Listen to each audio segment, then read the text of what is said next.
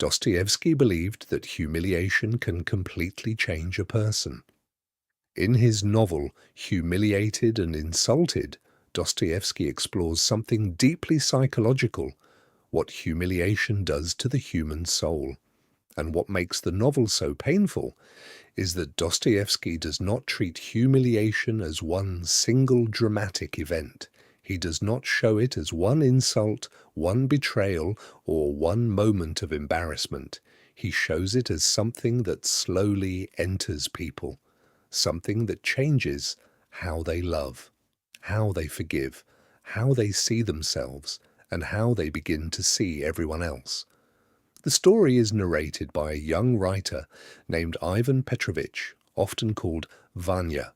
Vanya is not just telling a story from the outside, he is inside it.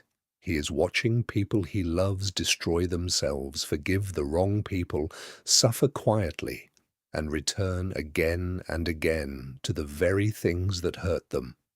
And at the center of the novel is Natasha. Natasha leaves her family for Alyosha, a young man she loves deeply. But Alyosha is weak. Not evil exactly, weak. He is gentle, emotional, and full of feeling, but he does not have the strength to protect the person who loves him. And this is where Dostoevsky becomes very honest, because sometimes the person who hurts you is not a monster. Sometimes they are simply too weak to choose you properly. Alyosha loves Natasha, but he is easily influenced by his father, Prince Valkovsky. And Prince Valkovsky is one of those Dostoevsky characters who understands people almost too well. He knows where they are soft. He knows where they are proud. He knows how to use love, guilt, money, status, and shame to move people like pieces on a board. He does not need to shout. He does not need to physically force anyone.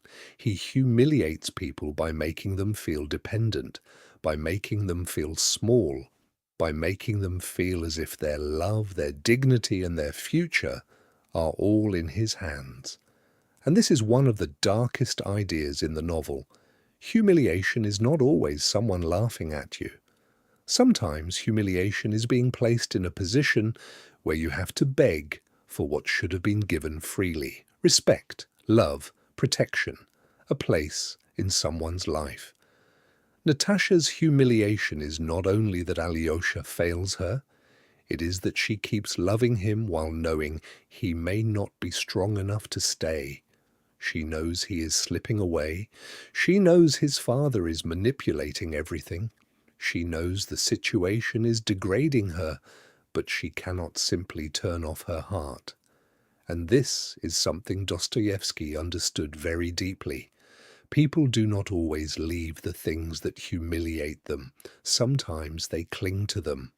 Because humiliation does not always kill love.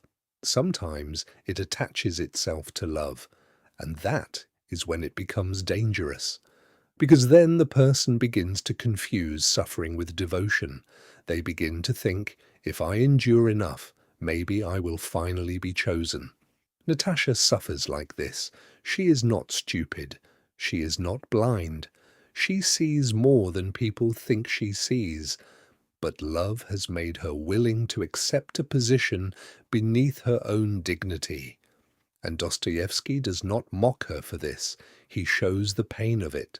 Because there is something deeply human about loving someone who is not strong enough to love you well.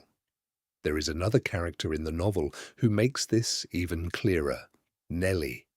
Nellie is a young orphan girl, and her story is one of the most painful parts of the book. Through Nellie, Dostoevsky shows humiliation in its most innocent form: a child who has inherited the suffering of adults.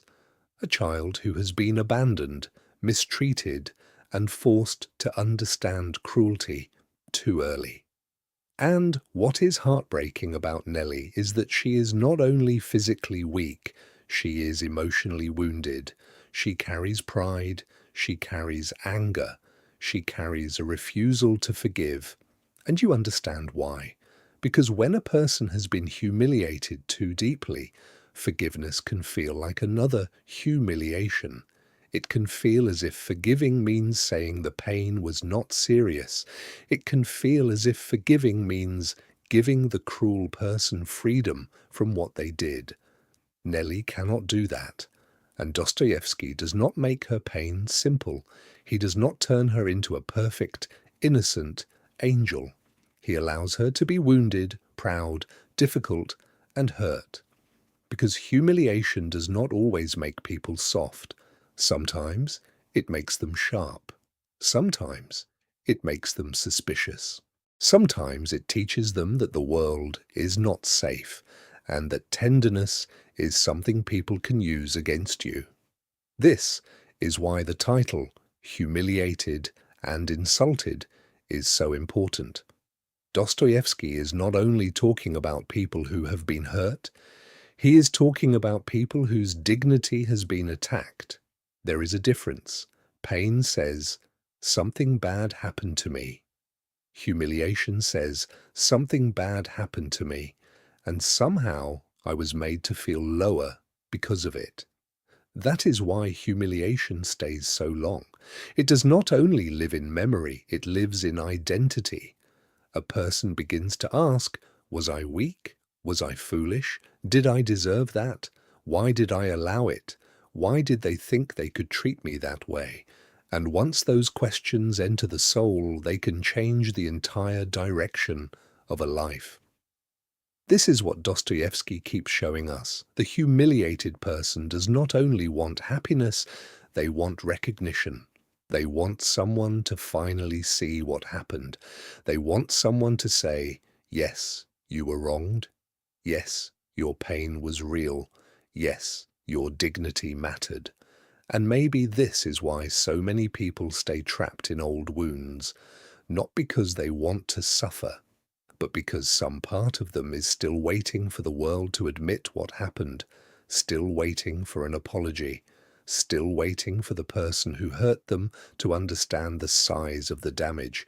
But sometimes that apology never comes. Sometimes the person who humiliated you moves on. They sleep well, they forget. They become successful, they become respected, and you are left carrying a moment that they barely remember. That is when humiliation becomes most dangerous, because if no one else gives you justice, you may try to create it inside yourself. You may become proud, you may become cold, you may become obsessed with proving people wrong. You may spend years trying to become untouchable, not because you are free, but because you are still afraid of being made small again. And this is the part Dostoevsky understood better than most writers. The humiliated person can become morally complicated. They may be a victim, but they may also become cruel. They may be wounded, but they may also wound others. They may hate the person who looked down on them, while secretly wanting that same person to finally approve of them. This is uncomfortable, but it is real. Human beings are not clean. We are often shaped by contradictions. We want love, but we push it away.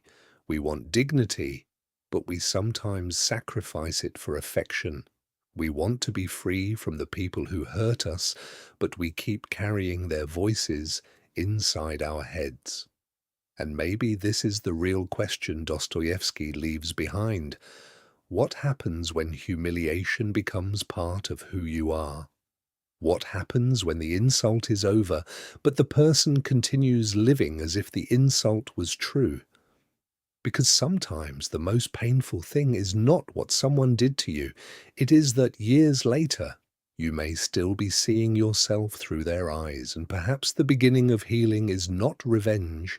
It is not becoming richer, colder, more powerful, or more admired.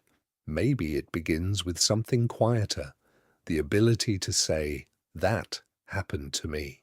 It changed me, but it does not have the right to define my entire soul.